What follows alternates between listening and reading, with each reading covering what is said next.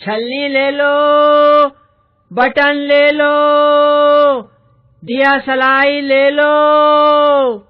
कोई उसकी बात नहीं सुनता। सब उसे देखते हैं और आगे बढ़ जाते हैं। इसी समय एक खद्दरधारी व्यक्ति वहां से जाते दिखाई देते हैं। ये मजदूर नेता पंडित राजकिशोर हैं। बसंत उन्हें देखकर उनके पीछे भागता है। साहब, बटन लीजिए, देसी बटन। साहब, दिया सलाई लीजिए। नहीं भाई, कुछ नहीं चाहिए। साहब, एक तो लीजिए, देखिए बटन कितने सस्ते हैं। भाई, मुझे कुछ नहीं चाहिए, जाओ किसी और को दो। साहब, छलनी लीजिए, दूध छानिए, चाय छानिए। मुझे नहीं चाहिए। बटन। नहीं नहीं। दिया सलाई। नहीं नहीं। साहब, एक छलनी ले लीजिए, सिर्फ 2 रुपए 25 पैसे कीमत है। पर भाई, मुझे नहीं चाहिए तो क्यों लूं? अच्छा, आप 2 रुपए ही दे दीजिए। ओहो, कह दिया मुझे कुछ नहीं चाहिए। साहब, सवेरे से अब तक कुछ नहीं बिका, आपसे आशा थी। साहब, एक तो ले लीजिए। तुम तो अच्छा, तुम्हें पैसे चाहिए? लो, यह 1 रुपया और जाओ। नहीं साहब, नहीं, मैं पैसे नहीं लूंगा। नहीं लोगे? जी नहीं, आप छलनी खरीद लीजिए। अच्छा, एक छलनी में तुम्हें क्या बचेगा? 25 पैसे। तो बस पैसे ले लो और समझ लो कि मैंने 4 छलनियां खरीद ली। नहीं साहब, नहीं, यह तो भीख है, मैं भीख नहीं लूंगा, आप छलनी ले लें। राजकिशोर पर इस बात का बहुत असर होता है। वे सहसा उस बच्चे को देखते हैं, फिर जेब टटोलते हैं, पर और पैसे नहीं मिलते। राजकिशोर, भाई मेरे पास पैसे नहीं हैं, होते तो ले लेता, 10 का नोट है। नोट है, पैसे तो मेरे पास भी नहीं है, कुछ बिका ही नहीं। तभी तो कहता था। अच्छा, कल ले लूंगा, या मेरे घर ले आना, किशनगंज में रहता हूँ। नहीं साहब, आज ही ले लीजिए। आप मुझे नोट दीजिए, मैं अभी बाजार से खुले करवा कर लाता हूँ। भाई तुम तो। बस मैं ये आया। अच्छा लो, भुना लाओ, जल्दी आना। अभी आया साहब, आप यहीं ठहरे, अभी पलक मारते ही आया। बसंत नोट लेकर बाजार की ओर भागता है। राजकिशोर वहीं खड़े रहते हैं।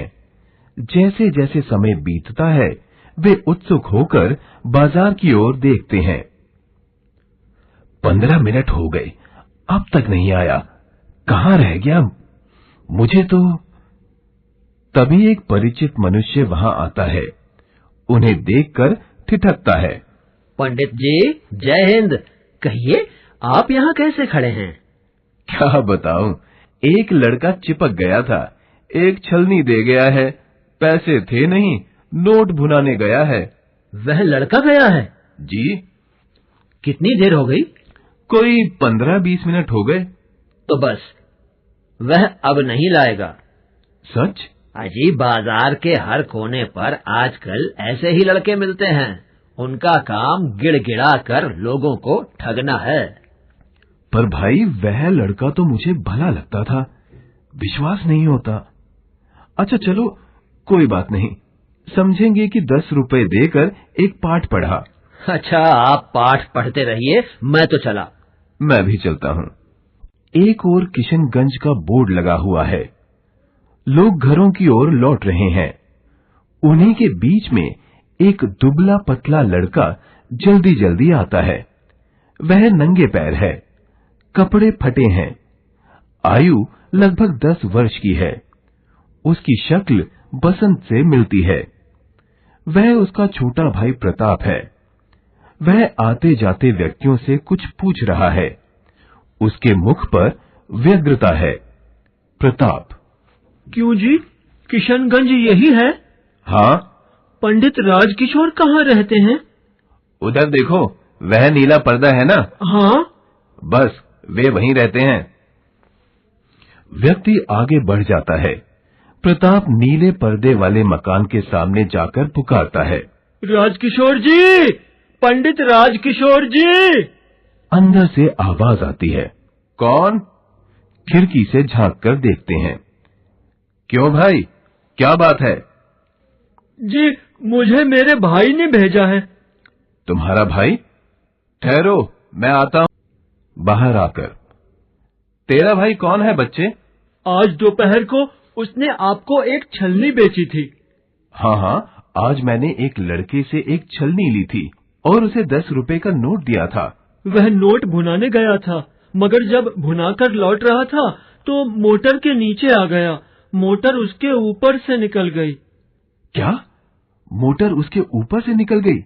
उसका सामान, पैसे सब बिखर गए। उसके दोनों पैर कुचले गए। पैर कुचले गए? जी हाँ, और इसीलिए वह आपके पास न आ सका। वह बेहोश हो गया था। बहुत मुश्किल से उसे घर ले गए। बहुत देर में जब उसे होश आया तो उसने मुझे आपके पैसे लौटाने के लिए कहा। मैं आपके 8 रुपए लाया हूँ। मेरे रुपए तुम लाए हो?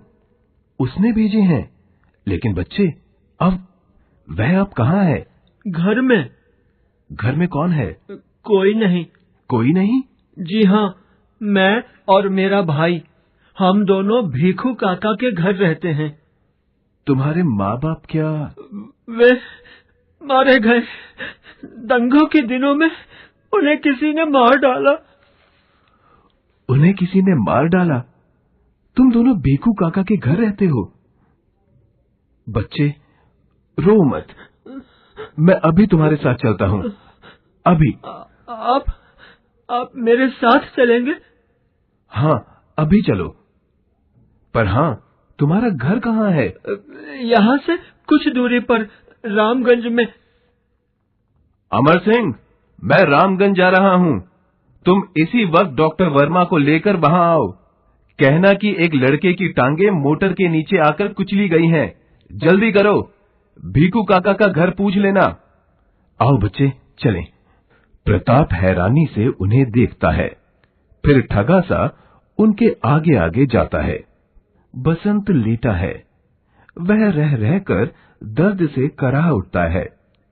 भीखू काका क्रोध प्रकट करते हैं। भीखू काका, मैं कहता हूँ तू देखकर नहीं चलता। आजकल के छोकरे हवा में उड़ते हैं। इतना बड़ा बाजार है, मोटर, तांगे, साइकिल सभी कुछ है। कहते कहते थक गया। जरा आंख खोलकर चला करो, भागोगे। लो, अब भागने का मजा। काका, गुस्सा मत करो, बहुत दर्द है। बहुत दर्द है? दर्द नहीं तो क्या आराम होगा? अभी तो महीना भर पड़े रहना पड़ेगा। अस्पताल चला जाता, वहाँ आराम मिलता, दवा मिलती। काका, तुम अब अस्पताल पहुँचा दो। मैं पहुँचा दूं? मुझे बड़ी रकम सौंप रखी है। कहाँ गया वह प्रताप? वह भी कम नवाब नहीं, पैसे देने गया है। ईमानदार है ना? पर यह रहा साहब। अरे, यह तो जमीन पर लेटा है। अरे आप, नमस्ते साहब, जय हिंद। आप आए हैं? कहाँ चोट लगी है बेटा? देखो। साहब, गरीब लड़का है, बेचारा मारा गया, टांग टूट गई। मोटर वाले लाड साहब बने फिरते हैं। राजकिशोर पास आकर टांग देखते हैं। किसी ने फर्स्ट एड दी है, पट्टी बंधी है। छूते ही चीख निकल जाती है। नहीं नहीं, घबराओ नहीं। मैं मोटर से टकरा गया था, इसलिए तब आपके पैसे न लौटा सका। जी हाँ, बेचारा बेहोश हो गया था। होश आया तभी से। आप न जाने क्या सोचते होंगे। उस बात की चिंता ना करो बेटा, मैंने डॉक्टर को बुलवाया है, तुम ठीक हो जाओगे। डॉक्टर को बुलवाया है? डॉक्टर का प्रवेश। डॉक्टर साहब तो आ भी गए। डॉक्टर साहब, बसंत यह रहा। डॉक्टर साहब, मैंने उसे हल्दी डालकर दूध पिलाया है। डॉक्टर पैर देखते हैं। बसंत जोर से ऊंट भींचता है। प्रताप की आंखों से आंसू झरते हैं। वह कभी भाई को देखता है, कभी डॉक्टर को। राजकिशोर उत्सुकता से पूछते हैं, क्यों डॉक्टर साहब, ठीक हो जाएगा ना? पंडित जी, ऐसा लगता है कि एक पैर की हड्डी टूट गई है, दूसरा पैर ठीक है। इसे अभी अस्पताल ले जाना चाहिए। मैं इंजेक्शन लगाता हूँ। आप क्या कर रहे हैं? मैं गरीब हूँ। तुम चिंता मत करो, बस चुपचाप लेटे रहो बेटा। नहीं। डॉक्टर साहब, इसे बचाना ही होगा। यह गरीब है, पर इसमें एक दुर्लभ गुण है। यह ईमानदार है। हाँ हुजूर, आप ठीक कहते हैं। लड़का खरा सोना है हुजूर, तभी मैं इसे अपने घर में रखे हुए हूँ। हुजूर, दोनों भाई दिन भर बाजार में मेहनत करके कमाते हैं। हुजूर, बहुत ईमानदार है। ईमानदार की आखिर सुनी ही जाती है। भीखू काका बोलते बोलते राजकिशोर के पीछे जाते हैं। डॉक्टर प्रताप की सहायता से इंजेक्शन तैयार करते हैं। बसंत आंखें बंद कर लेता है। क्षण भर के लिए उसके मुख पर शांति और कृतज्ञता उभर आती है। हेलो दोस्तों, कैसे हैं आप सब? हमारी कहानियाँ देखने के लिए हमारे चैनल को सब्सक्राइब कीजिए और हाँ, बेल आइकॉन पर क्लिक करना मत भूलिएगा।